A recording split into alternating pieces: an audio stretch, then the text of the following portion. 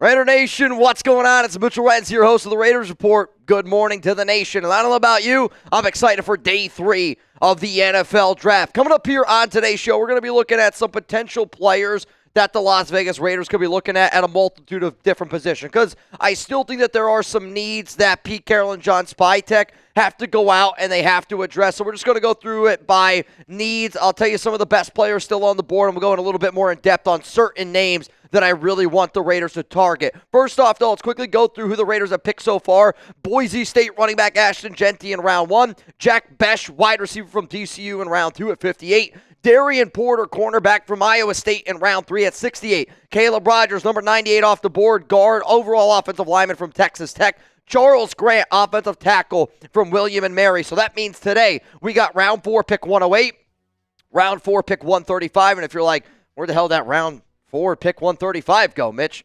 It came from the trades that we made on day 2 with the Houston Texans, with the Miami Dolphins, but you're also probably sitting here noticing that we don't have a 5th round pick anymore. You're right. We traded that away to the Miami Dolphins at number 143. So now as it stands, we have a pick here in the 6th round at 180. We also have 2 more picks in the 6th round as well at 213, 215, and then a 7th round pick. So overall, we're talking about another 7 draft picks on day 3 of the NFL Draft. My question to the nation out there is this.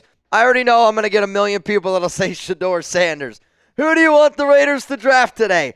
Day 3, baby. Round 4, round 5, round 6, round 7. 2 in the 4th, 3 in the 6th, 1 in the 7th. I think that we could also use one of those picks to potentially trade up into round 5 if there are certain names that we are really, really looking at. Or are we going to look at quarterback? Only time's going to tell. Let's first go to the first Raiders draft need that I would like for the team to go out and get. I'm not really ranking these in any particular order, but we are going to talk about some of just the bigger draft needs. Linebacker, to me, is clearly still a need for this organization. And you got to sit back and you got to go, who did they meet with in terms of combine visits, in terms of top 30 visits, in terms of pro days? Because every player that the Raiders have drafted, there's some sort of relationship connection. Danny Stutzman is definitely a name to throw out there and keep in mind. Barrett Carter also, I think, would actually be a really good fit with the Las Vegas Raiders because you got a guy like a Landon Roberts, you got a guy who's a thumper also in Devin White, and Barrett Carter, I think, is a good sideline to sideline, a little bit undersized linebacker. Jeffrey Bossa is another name I'll throw out there. Chris Paul Jr., another linebacker that is smaller, but because of the Raiders, they still need a coverage linebacker because you have your hit stick guys already. I do like some of the value that Chris Paul is going to be able to provide. Strong tackler, flashes some ability to process and close in on the ball, flies around the football field really, really quick. So the red flags are his size and power. But again, I am looking for a fast, athletic linebacker to be able to pair with the Landon Roberts. I would say out of all the linebackers that we just threw out there, though, again, Chris Paul might be one of the better value ones, maybe somebody that they look for in round 4. I like me some Chris Paul. Not the guy who you see on State Farm, but maybe the Ole Miss linebacker. And again, the rankings that you guys are going to see are going to be from Tom Downey. There's going to be a bunch of different players that we could throw out there and look at. But linebacker is one of the team's needs. Let's keep it moving here. And the next position that I really want to be able to talk about is safety. And when I say safety, I'm really only meaning free safety because we're good on strong safety. Jeremy Chinn's going to play a little bit of linebacker, strong safety. I think kind of play that Cam Chancellor type of role. And then Isaiah Paul-Lamau. I know that the Raiders are really high on him. I am nervous, though, that he's not going to be good enough to be a true free safety in the NFL. Here's the problem. I don't know how many true free safeties are out there. I think Billy Bowman is somebody that they like. They met with him earlier this offseason, Lanthan Racem, just because he's got the ties to Chip Kelly. I know Chip Kelly was the offensive coach, but again, he knows who that player is from their time together. The name that I'll throw out here, though, if I had to guess who I think is the most likely to be drafted by the Raiders, just based on the way things have gone, Malachi Moore. Malachi Moore has been consistently a player the Raiders have met with multiple times this offseason. And if I've learned anything from free agency, and if I've learned anything from the draft, Ashton Jeanty was a player they met with multiple times, drafted him. Darien Porter was a player they met with, drafted him. Charles Grant, Caleb Rogers, met with him multiple times, drafted him. And I would say right now Malachi Moore would be a name from Alabama to keep in mind who, kind of got this safety nickel tweener, and that's why I'm really looking at him, because I still sit up here and I go, yeah, corner is a need, but our nickel corner spot is a big need. And because he's got good football IQ, not truly a physical player, but I do think almost offers, and I don't want to say Earl Thomas because, Earl Thomas is doing some other weird stuff with his brother, but Malachi Moore, because of that special teams nickel hybrid versatility, watch out for Malachi Moore on day 3 of the NFL draft. Seriously, man, hit that subscribe button, turn on those notifications. We're going to go live 11 a.m. Eastern time. That's in a few hours. And if you're not already awake, get some coffee. The best part of waking up is a little Happy Dads and Raiders report in your cup the last time that I checked. I think if you were to smell my breath right now, it would smell like Happy Dads and Fireball. Disgusting. But you know what? Day 3 is going to be fun, and I can't wait to get on and get into it. Let's go to the next position here, and it's going to be defensive tackle. I do know that the Raiders have been looking for some bigger guys in the interior, like a true nose tackle overall, and maybe they go with some different names. I know that one name that I'm really going to throw out here, it's Yahya Black, which I don't actually know if I see him on Tom's board. He is a defensive tackle from Iowa, and that is somebody that I know that the Raiders do also really like, just because, again, they're looking for big bodies. I will say this, if you're looking for a big body, Deon Walker is a humongous human being, but Yahya Black is somebody that the Las Vegas Raiders did meet with, and he's a space eater, and that's what you're looking for. When you got Christian Wilkins, Maxx Crosby, you brought back Malcolm Kuntz, you got Adam Butler, you just need somebody that is a space eater, and that's exactly what Black is. 11 career PBUs,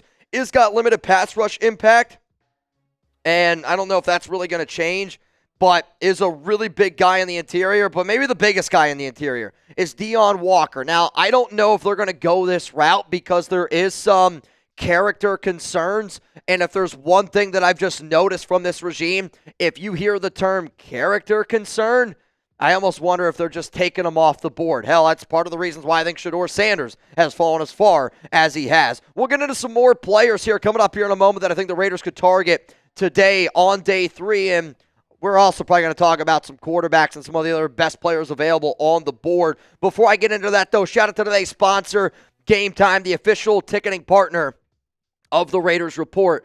I've used Game Time for the past, and I know that a lot of y'all are going to be able to use it as well. We've used it to get tickets for Chugs. We've gotten Drake tickets, Adele tickets. I've gotten playoff baseball tickets. I've gotten Raiders-Cowboys preseason tickets. It's the app that I trust to get my tickets, so I hope that you guys trust it as well. Save up to 60% off buying last minute for sports, concerts, comedy, theater.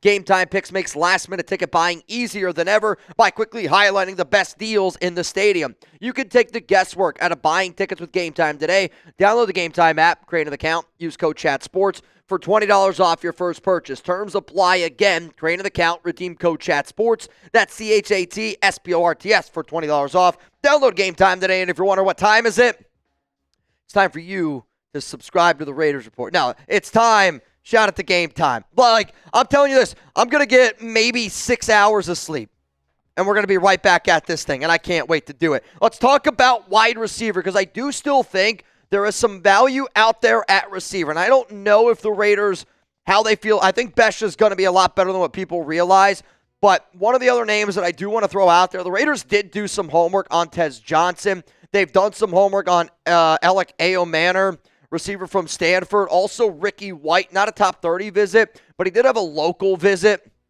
and he offers some special teams ability. Personally, I think Ricky White's a little bit more of like a round 7, round 6 type of guy, but because Aomanor is from Stanford, and this is a school that Mark Davis has always said very great things about, and he's got a really good head on his shoulders, does have a little bit of some injury concerns, but he plays with physicality, and the Raiders want guys that play with physicality. They want high IQ. They want high character guys, and that's exactly what Aomanor is. Definitely could get a little bit better in his route running ability, but when he would be the wide receiver 3, wide receiver 4, I would say you could also allow Trey Tucker to just be an athlete and be a phenomenal athlete, which is what I think that Trey Tucker is going to be able to be, kick returner, punt returner for this organization. Let's then go to cornerback, and I know Darien Porter was drafted. I'm really talking about nickel. And when I mentioned a name like Malachi Moore earlier on today's show, that's kind of the type of mentality that I was looking for. And I didn't know exactly how the Raiders go. There was 2 players I was hoping fall, Jacob Parrish, even a Caleb Ransall were some names that I was hoping for. The one name I'll put out here, and again, he's not really a slot, Kobe Bryant, this team has met with. I actually do like Dorian Strong. Quincy Riley is a tough corner that I think that you could potentially put in the slot. Zy Alexander is somebody that I think has been on their board a little bit. Denzel Burks, Ohio State, I don't think that he's very good, if I'm just being 100% honest with you. I think that you could just look at some of these corners, the fact that the Raiders are going to go out, and they're going to look for somebody that they could potentially play in the nickel, which Quincy Riley is a little bit, undersized. He's thick. I would say that. He's thick for a corner. Very good quickness, silenced some speed concerns with his athletic testing, which is good. Experienced, productive corner with visible ball skills. Is inconsistent in the run defense over his career, which maybe the Raiders care about. Maybe the Raiders don't overall, but Quincy Riley is a name that I would like to at least throw out there. Now, in terms of the best players available on Tom's big board, Shedeur's still out there, and I do wonder, will the Raiders end up doing it? Because at this point, there is value to be had. I know that Pete Carroll loves Geno Smith, and I know that Pete Carroll doesn't really want to, take the nation away from him. But I would say right now, I still think there's a better chance that Will Howard or Quinn Ewers is the Raiders' pick here on day 3 than Shedeur. But then again, I never really thought Shedeur Sanders was going to be available on day 3. Another quarterback that the Raiders did meet with was Cam Miller.